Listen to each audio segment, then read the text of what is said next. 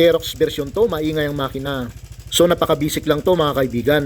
Kung narinig nyo po kanina, yung andar niya ay kadalasan po na problema niyan ay timing chain tensioner. Pero sa ngayon, ang ipapalit natin ay manual tensioner. Dahil ang motor na ito ay nagpalit na ng racing cam at mas matigas na valve spring. Kaya hindi na kayanan ng kanyang stock na tensioner. Ngayon ay tanggalin na natin ito para mapalitan.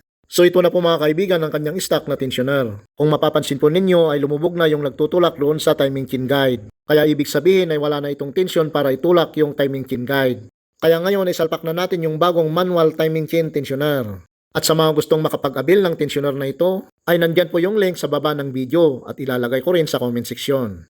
So ganito po mga kaibigan ang pag-adjust ng manual tensioner. Higpitan po lamang natin ito gamit ang ating kamay. At andarin po natin ito habang hinihigpitan.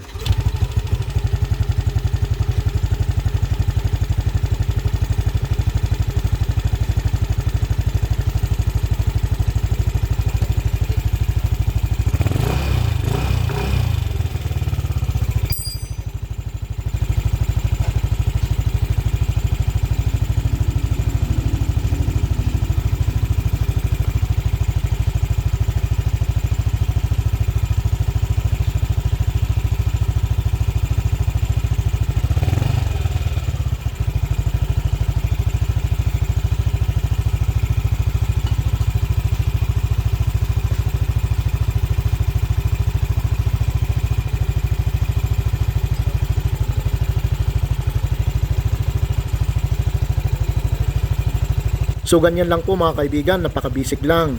Alright ba tayo dyan? Alright.